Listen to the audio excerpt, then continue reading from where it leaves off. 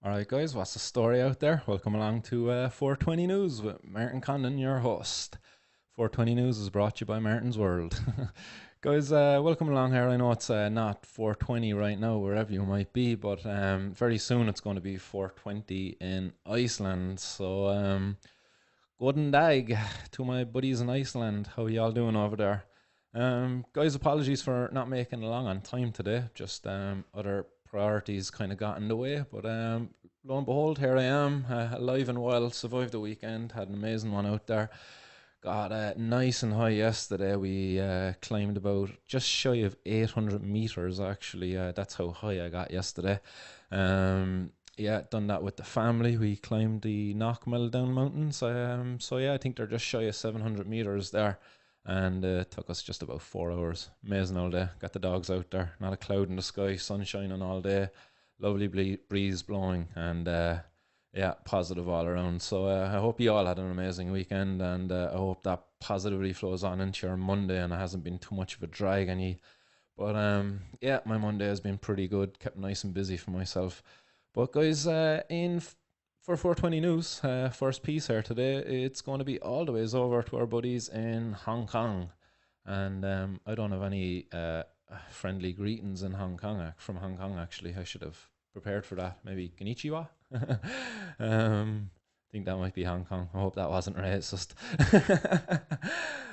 But guys, over in Hong Kong, they've opened their very first cannabis cafe, and it comes in the form of basically it's a cafe where you can get CBD infused products. So they're hopping on the bandwagon over there now and calling this Cannabis Cafe. The name of this place is Found Cafe, Found, Found Cafe, and yeah, it's the first one in Hong Kong that's going to be offering cannabis infused, as I said, CBD infused products. And how they're doing this is by basically operating around the loophole where if a product has 0% THC in it, it can apparently be sold in Hong Kong now. So these are the first guys to bravely take that first step to go out there and start selling this. They can't prepare anything fresh on site yet, it says, but they're basically able to sell pre-packaged products. So what they're offering down there now at the moment are coffee, biscuits, beer, and fruit juice that have all have CBD added to them.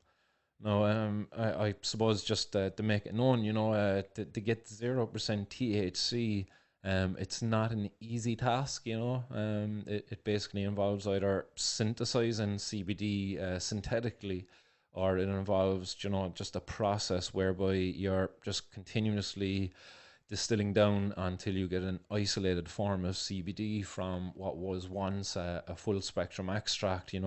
That's the only way I kind of know of that you can ensure 0% THC. There's probably more innovative ways now of coming up with this way, but basically it's a costly process. It's there's no need for it really. But basically they're charging the equivalent of €7 for a coffee inside of there for one of their CBD coffees, and their cakes are coming in the region of €3 and €4, which isn't too bad, I suppose. But yeah, could be a lot cheaper, but keep in perspective, in Hong Kong, if you're actually caught growing cannabis, you can get done with up to 15 years for possession over there. So quite a lot, 15 years for growing cannabis. They also then have different kind of laws around possession over there. So if you get caught with less than 500 grams, I'm not too sure what the law actually states, but if you get caught with more than 500 grams, you could be looking at somewhere between 4 to 8 months. Over a kilo, it's 8 to 16 months. For 3 kilos, you're looking at maybe 2 to 3 years, and then over 6 kilos, you're looking at 3 to 4 years. So that was a little infographic there. I got that information from the Legalize Hong Kong website, or Legalize Cannabis Hong Kong website there, that's run by some activists over there. But quite interesting, But the very first cafe now over in Hong Kong that's after opening that sells cannabis infused products, Found Cafe is what it's known as. So if you're over in Hong Kong, Maybe check it out. Let me know what you think about it.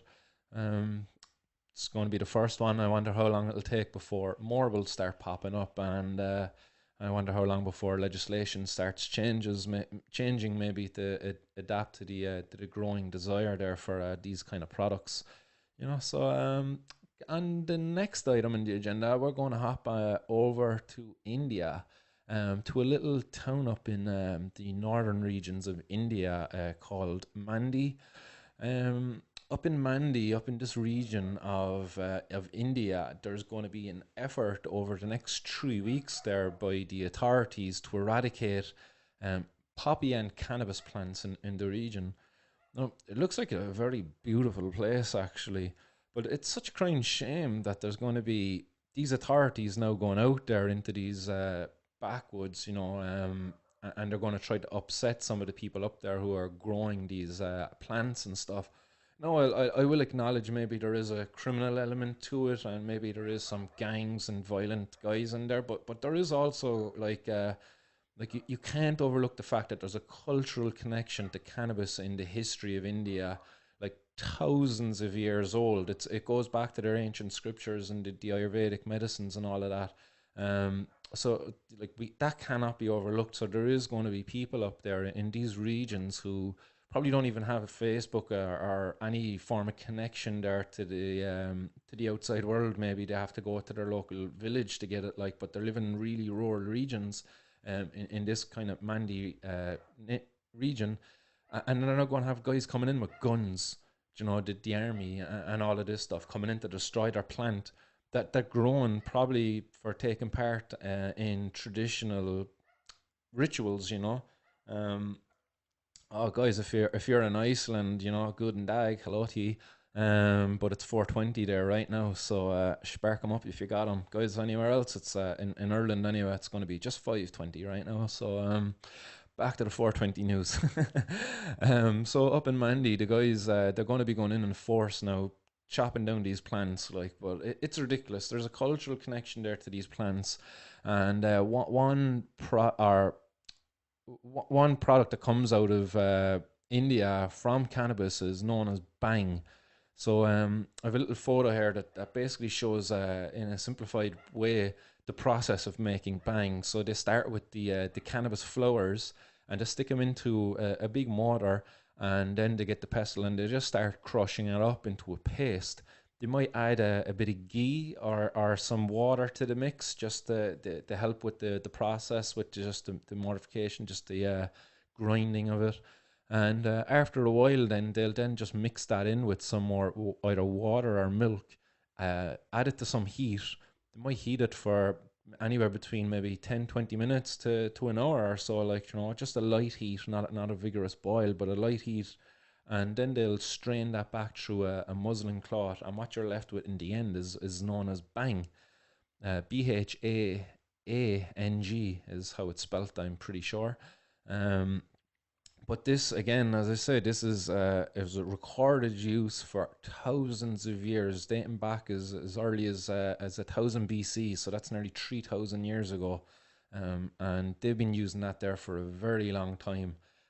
This has been known for use. They would drink this in the tantric yoga practices before engaging maybe in sexual intercourse. They would use this for medicinal purposes, for alleviating certain conditions. Again, it's there, it's recorded in their scriptures, and it's got thousands of years of recorded use. And now the authorities going in there. And I'd imagine this is probably grant driven. They're probably getting some money there, to fund their police to go in and eradicate this. I don't know who would be giving this money to them, but I'd imagine there is some probably incentive there that's driving this. It's not just some guy out there, oh, I'm going to do good and could do this, because as I say, he's probably not doing good. Um, Again, maybe I'm speaking out of turn. Maybe I don't know enough about the region. Maybe this is a coordinated effort where they will only target these guys that are inextricably linked to the nefarious crime networks that possibly exist there. But I would hate to imagine that there's going to be some family living on maybe in a kind of an outback region in India, and they're going to be walking up to these authorities with guns pointed at them, coming in like destroying their cannabis crop that they might use for various reasons. As I say, could be down to traditional knowledge handed down for centuries, millennia, even within their own family, like, and they're just continuing these practices. And these guys are going to come in and smash it up and treat them like bloody criminals. So yeah, but yeah, India, very nice place. Very nice place. I'd love to visit at some stage. On to another place. Look, coming a bit closer to home, we're going to hop on over to Switzerland. So hello to our guys, our buddies in Switzerland. Again, sorry, I don't have any greetings for there. Should look at this stuff when I'm traveling around the world. But in Switzerland, they've basically approved. This was approved back in June, but it's got further approval now on the next level within their government or councils. But again, this is a cannabis trial for the sale of recreational cannabis. So recreational cannabis there in air quotes, because I dislike that term, because when I use cannabis, like it's not recreational all the time. Like there's like it just seems very belittling and of what it is that you're using cannabis for. You know, maybe as I say, like if you're coming from one of these religious traditions where they might have used cannabis for maybe prayer, is that recreational? No, it's not. It's for prayer. It's for religious purposes. You know, if I use cannabis maybe because before I go for a run, it allows me just to get into that flow state a bit easier. Is that recreational or is that maybe therapeutic? Again, like, you know, I just that term recreational, dislike it. But look, they're going having a trial there, and a very interesting thing. Basically, they're only experienced cannabis users need apply, and how they're going to define whether you're an experienced cannabis user. It's not show up and see who can hit a 1 gram bowl of cannabis there from a bong or something. Like, no, it's they're going to take a piece of your hair. So I don't know, does that exclude bald people? Maybe they're going to take hair from other regions of your body, possibly. But they're going to take a hair sample, and then that can prove how long you're using cannabis for. So that's an interesting one. If you don't know, basically your hair is you're carrying evidence there on your head and your face and wherever else you might have hair on your body. So for however long that hair has been grown, it's been recording evidence as to your possible drug use. So that's an interesting one. Um, I've definitely heard that one before, right? Like, is some fella on about like dreads and growing out dreads. He's like, sure, you're carrying on years of evidence, not to mention the fact that you're drawing attention to yourself. But you know, all right, that's just gone off in a tangent there, anyway. But the aim of this study, guys, is to understand how a cannabis market would work, a recreational cannabis market would work in Switzerland, how they would go about best combating any black markets that would be present, and then also to examine possible social effects that the regulation of the sale and supply of recreational cannabis would have on their society. So that is going to be rolled out in some of the larger cities across Switzerland. So there's been 5 rather big cities step up. So Basel, Bern, Biel, Biel, Geneva, and Zurich. So there's 5 rather big enough cities there across Switzerland that have stepped up and shown interest there to be at the forefront of this trial in rolling it out. And I think the number there in Switzerland, they estimate that there's over 200,000 people in Switzerland that currently use cannabis. I think this trial is looking to take on 3,000 cannabis consumers. Maybe it's a bit more. It depends on how much interest is shown in it, I'd imagine. But there's an estimated 200,000 people who smoke cannabis products in Switzerland. Those in favour of the new trial would argue that this shows that the war on drugs has failed and that legislation will be beneficial. You know, since 2011, so in Switzerland, this is the sale of cannabis products containing up to 1% of THC, the ingredient that makes the users high, has been legal. So guys, since 2011, they've been able to sell cannabis products in Switzerland that have up to 1% THC in them. I know a buddy of mine who I had on the podcast, Graham, lived in Graham de Barra. He lived in Switzerland for quite a while. And yeah, he actually got to experience some of those products. He said it was a very interesting model they had over there, very laid back, but it was much better.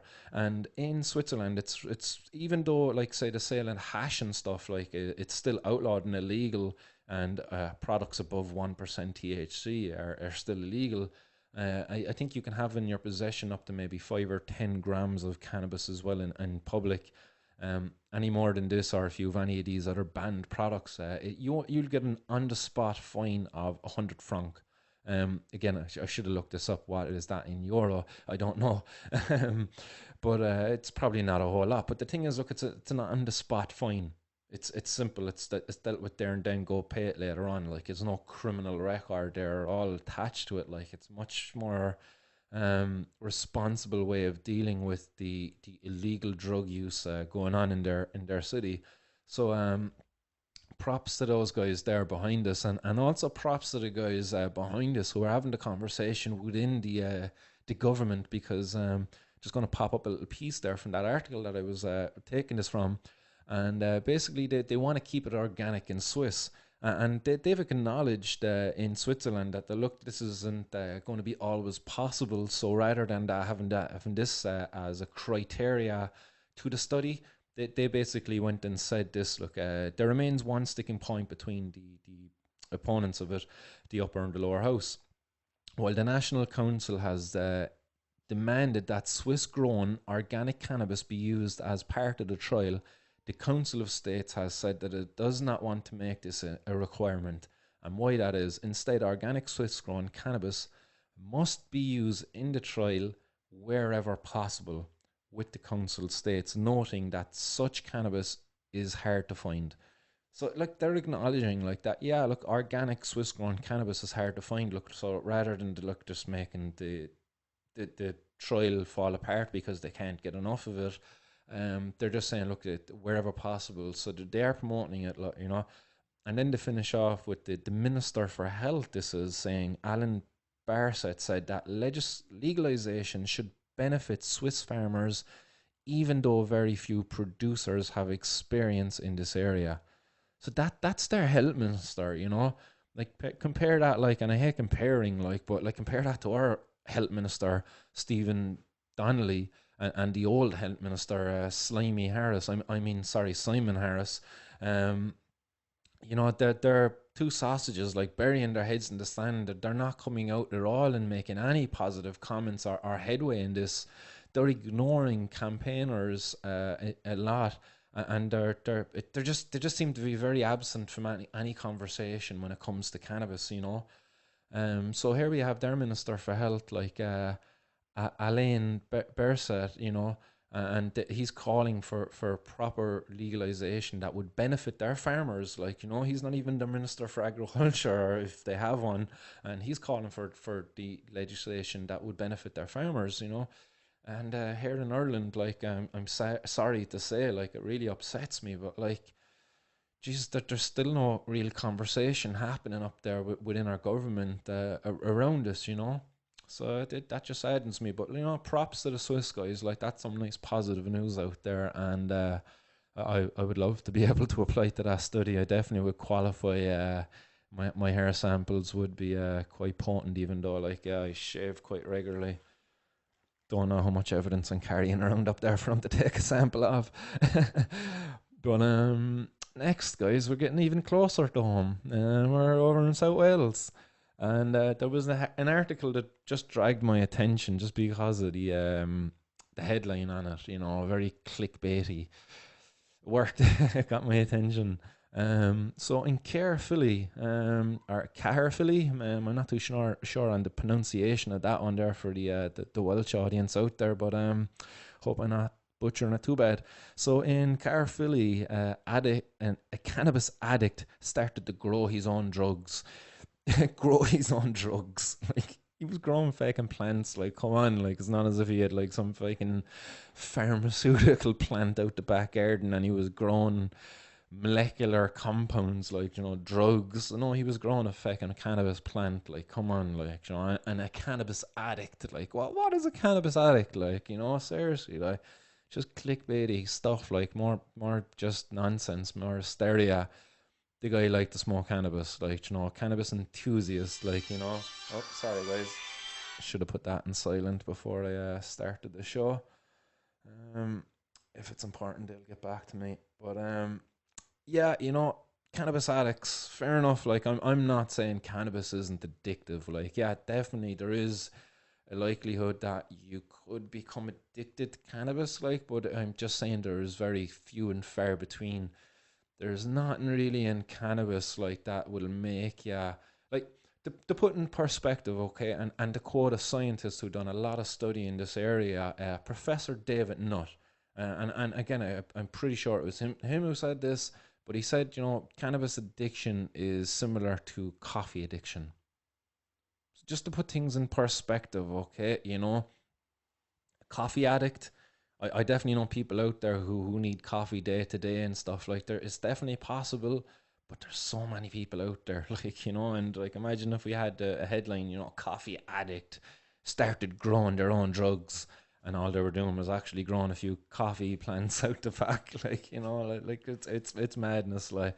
But actually, when you got into this article, then you find out that the guy, when the cops came and raided his gaff, he seen the cops coming, obviously, because he was washing a white powder down the sink, and he was also caught with 52 grams of amphetamines, of other drugs.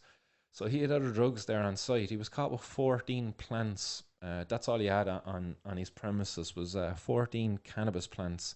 So not a whole lot, like, and again, as I say, like, more sensational articles, like, an arc that got my attention, Cannabis Addict. I was like, oh, let's see what this has to say. But he was washing the powders down the plant, or down the sink, and all of that, when the cops came. So maybe cocaine, or who knows, maybe that was some of the amphetamine that he left. But in the article, they went on to say that yeah, there was he had a £10 a day cannabis addiction, okay, and he had a £40 a month amphetamine habit. So I don't know what the distinct, like, there was two differences there, like a £10 a day addiction and a £40 a month habit.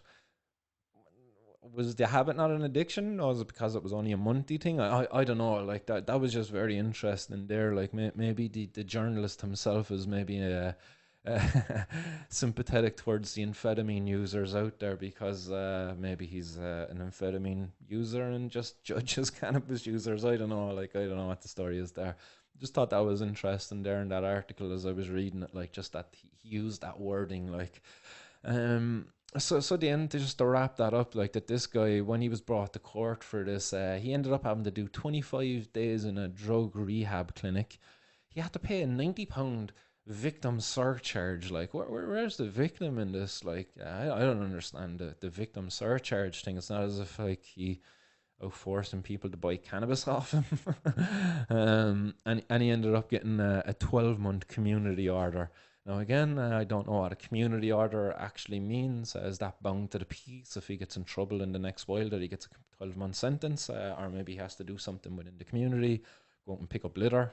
I don't know, but that's in South Wales there. So interesting, man. Like, they're still, like, using this kind of crack, like, cannabis addicts, like, mad.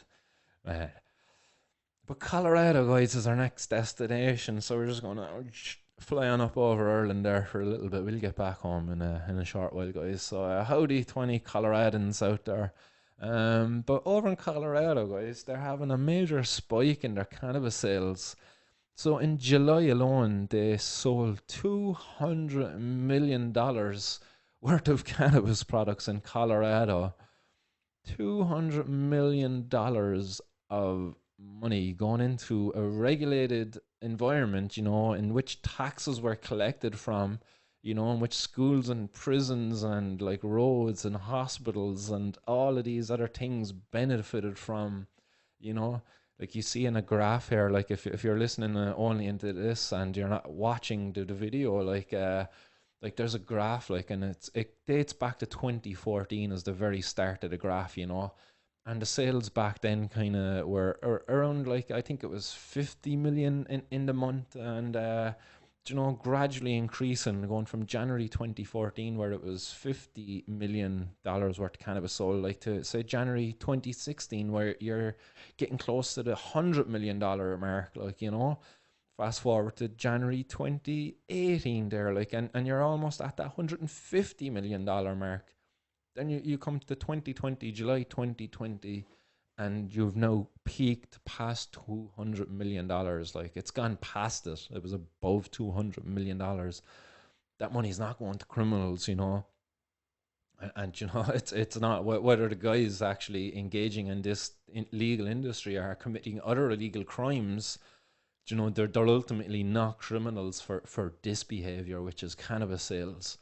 You know, as opposed to, again, let's just hop back to Ireland, like, you know, where we're not in Colorado anymore, like, but you still have people who are being criminalized for this. You still have a Gardaí going out there, like, carrying out raids, you know, whereas, like, yesterday, or over the weekend, maybe this was, like, you have our Gardaí going up on Noonans Road in Cork, and they carried out a raid in a house, and they found a kilo, just over a kilo of cannabis, €24,000 worth of cannabis, they said, €500 worth of cocaine, and €600 worth in cash. They had a small little scales seized as well, and you see here in a little photo as well, a small little burner phone, you know, a disposable phone, quite commonly used by drug dealers. But guys, you know, like, this guy isn't paying taxes. You know, this guy isn't contributing to our economy at all in any ways. You know, he's basically taking money and burdening our state. And it's not his fault, like, why he's not paying taxes. Our regulators, our policymakers don't want the tax money off this. They'd rather give money to our Gardaí, fatten up the budget of Gardaí, hire more Gardaí, go out and kick in more doors, you know, get more helicopters up there burning, like, you know, very useful fuel to do their radar scans up of the houses, you know, invading your privacy, scanning your houses with these devices where they're basically seeing if you're growing cannabis in your house. It's ridiculous, you know, like, that they're going to these lengths and this effort to do this, you know, like, all of this money, all of this man hours just completely wasted. Where over in Colorado, as we were just over there a few minutes ago, like, they're 200 million not going to criminals, like, $200 million, you know, where tax was collected off of that, where roads were improved, hospitals improved, you know. It's mad to think, like, our Gardaí's lives are needlessly being put at risk here in Ireland. Like, we see the crap that's going on up there in Drogheda, like, with the drug gangs and all of this stuff, like, with young fellas getting decapitated by them, and it's mad to think, like, and the thing I touched off there last Friday it was, and it was Mr. Big, and, like, it talked about in it how he had teenagers selling crack cocaine on the streets from him. Like, this is mad. This is mad that this is what we want to continue enforcing in our society by continuing waging this war on drugs. It's lost a long time ago. We have a massive amount of people in this country who use illegal drugs. Cannabis is by far the most popular of them.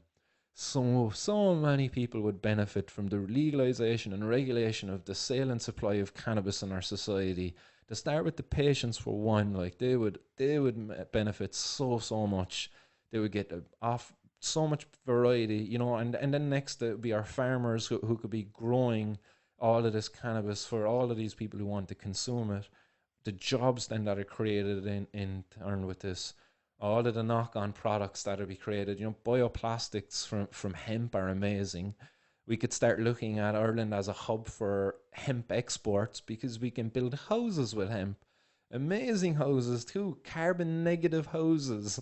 We're all about saving the environment. I know we might have forgot about it because of this whole crazy pandemic, like, but let's not forget that teenager who was traveling the world on bloody, I don't know, was it a boat made of bottles or something? Anyway, you want Greta Thunberg, like, but she was spouting on about the environment there. It was a very hot topic. Like, the end of the world is almost upon us, like, and we quickly forgot about it because of a pandemic.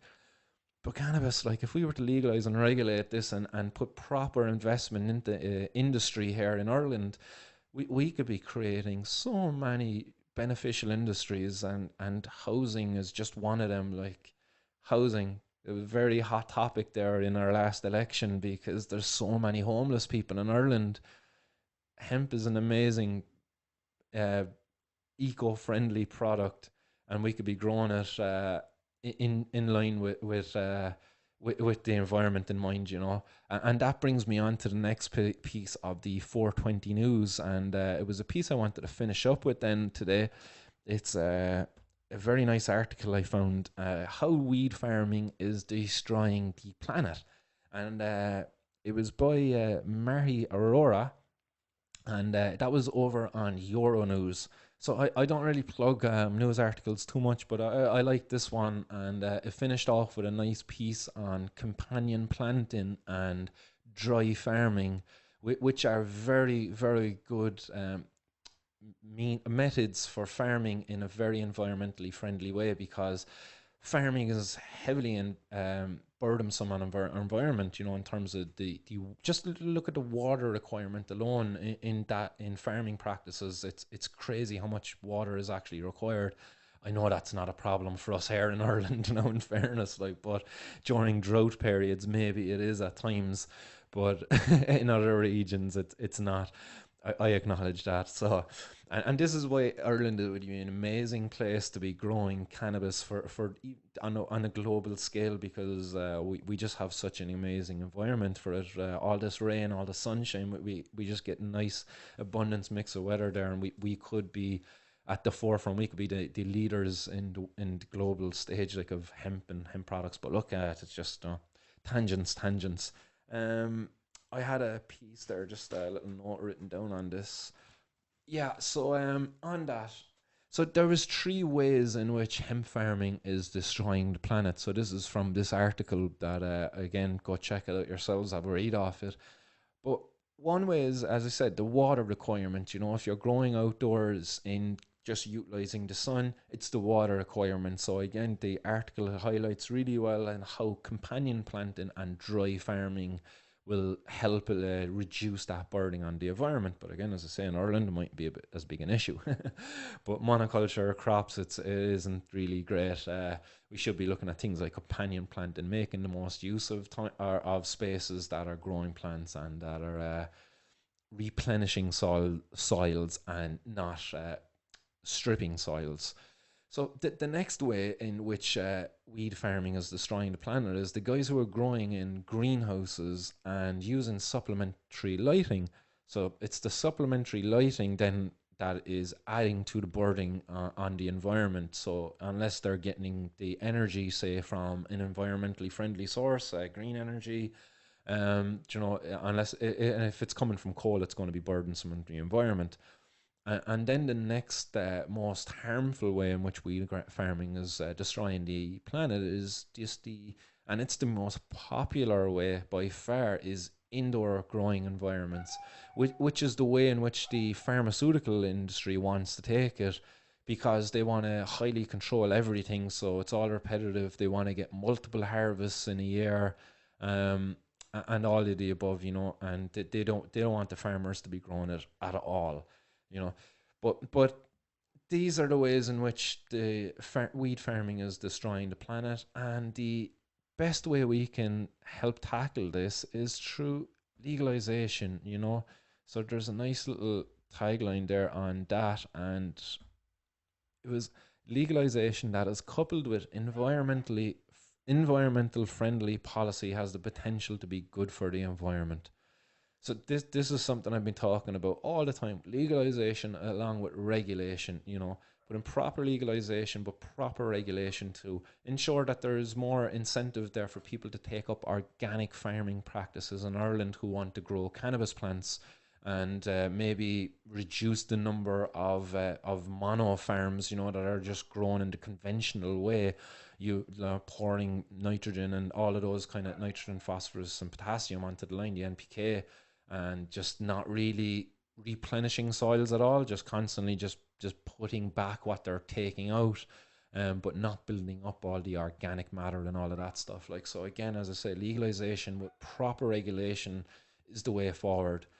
We don't want another like industry where we're going to have factories with lights that are just burning kilowatts of thousands of kilowatts of energy, especially in Ireland. Like, I think we're still nowhere near like a green energy country. I think like 60% or maybe 70% of our energy is like not from green energy. Maybe it's higher, maybe it's lower. Again, I'm just pulling that one out of my arse there. Um, but we're not the greatest for it. So we need to enable our farmers to be able to grow it better. And we can only do this just through proper legalization and regulation. So, guys, that is everything today from your 420 news. I hope you've enjoyed it. I'm going to quickly, just as I do, hop on over to the Facebook comments, see how everybody's doing out there. Oh yeah, Dave, that's Japanese. Okay, that was to my Genichiwa. Maybe it's Mihao. Mihao, is that Chinese? Um, Mihao, huh? Anyhow, nice one for that anyway, Dave. Sorry to any people out there from Japan or from China if I offended you on that one. Ferg, nice one again, lads. Quite loyal listeners there to the 420 news. Everyone in the dial turns away from cannabis, either medicinal or recreational use. It annoys me. Yeah, man, it's highly infuriating for myself as well. Like, you know, we're all adults here. Like, I'm fucking 30 now. I've been talking about this and since I'm 20. I acknowledge when I was 20, I had a bit more, less of an opinion of who I am. But like, I think, you know, at this stage, like that, and after being at it for so long, like that, these policy, I deserve some time with these policymakers from to basically take part in a rational discussion. Like we've a health minister, we've your man Frank Fee, like he's in charge of the national drug strategy. We have the minister for justice. It's Helen McEntee, and none of these people are willing to actually just have a proper debate around cannabis legalization and regulation. You know, they're always wanting to just demonize it continuously. And it's a heartbreaker because there's so many people out there suffering, you know. Like the raid that was carried out there last night. Let's just say, for example, let's just run a scenario, but that didn't happen, and thank God it didn't happen, okay? But let's just run the scenario, okay? Our Gardaí, you know, people who possibly with wives, kids at home, mothers, fathers, who love them very much, you know, and are quite proud of their partner, their child for donning the uniform of An Garda Síochána, peacekeepers in our society, you know, because they believe that they're going out there doing a good job. And our policymakers basically sent them in there last night where they think they're doing a good thing. They're taking cannabis off our street, let's say. But let's say this criminal that they're in there taking off the street, taking the drugs off of, had a gun in his possession, and he wanted to defend his trade. You know, maybe they were coming in at a time in which there was a delivery being made, and the person making the delivery wasn't actually even attached to the house, so he knew that he could maybe shoot the Gardaí and try to get away, you know. But like, imagine if a member of our Gardaí lost their life last over the weekend, let's say at that raid. Like we would be having a much different conversation here now today. You know, wouldn't we not? And it's all just because of these failed policies. And I hate it that like when I see Gardaí, I get certain feelings within me towards them just because I'm a cannabis consumer. I'm a stoner, you know. It's ridiculous. I'm no threat to anybody, and I hate that. And I said this to a guard actually one time. I pulled up to a checkpoint. My daughter was in the car with me, and the guard said it to me. He knew me, and he said this to me. He goes, "Martin, you've nothing in the car now that you shouldn't have." And I goes, "I don't." And he goes, "Good, because I wouldn't have to search it." And I goes, "Geez, you're going to take my word for it today, are ya?" And he goes, "I will, because you have your daughter in the car," which I was just after collecting her from her acro class. I was coming back through Spring Lane, and it's a one-way system. I drove straight into the checkpoint there. And he didn't check my or search my car, now in fairness to him, on this day. And I didn't have anything in my car on me in the car at this time. But it's just ridiculous. Like, and I said to him, I goes, look, I look forward to the day that I can pull up to a checkpoint and I don't have to be fearful of you searching my car for cannabis. Like, I look forward to a day where I don't view you as the enemy, because that is how I view this guy. Like, and it breaks my heart. Like, but I do view these guys as my enemies at the end of the day, because they want to take my freedom away. They want to search my pockets to see if I have this bloody drug in my pocket, this cannabis, like this herb, this product that I use for different reasons, and like none really recreational, like therapeutic, social. Like it's not recreational. Like they're very beneficial to me. It doesn't cause me any ill harm. The thing that causes me ill harm is these gardai coming in, interfering in my life, searching my pockets, invading my privacy as I move from A to B in my country, as I should be entitled to do, without fear of being targeted like this. This is what discrimination is. Straight up, this is what discrimination is. You're targeting a minority group. Even though there's a lot of cannabis consumers out there right now for various reasons, and we're all being discriminated against. We're all victims of this war on drugs, and we're all likely to be targeted by Gardaí and victimized in the way in which they've done to me in the past. It's ridiculous. And I hope we don't have a situation that I went through earlier, where a Gardaí will lose a life. But the longer that this goes, the more we roll the dice that this happens. Our criminals are getting bolder. The more raids that happen, the harder it is for them to ply their trade. The more creative they're going to get, the more riskier the more risk taking they're going to take. It's just going. The more the Gardaí step it up, the more the criminals step it up on the other side. And it just needs to end. It really does. And the only way we're going to really end it is just through proper legalization and regulation. Decriminalization of the drug user right across the board. Legalize and regulate cannabis, first of all. Like, so easy to do. A couple of months there, like, just to draw out the paperwork, like to set the proper framework in place, and the regulations and all of that. But it shouldn't take any longer than a year for a government to do it. But at the flick, a stroke of a pen, overnight, they could effectively decriminalize the cannabis users out there, the cannabis consumers. Overnight, they could do this. They could do the same for cannabis growers. They could say, look, lads, if you're not growing any more than maybe 6 plants in a flowering state, and you can have as many plants in a vegetative state as you want, maybe that's the decriminalization that they want to roll out until they get regulation and policies in place. But our policymakers could do this overnight. It could be something that's so easy for them to do very quickly, decriminalization, and then we can start the process of regulation and legalization after that.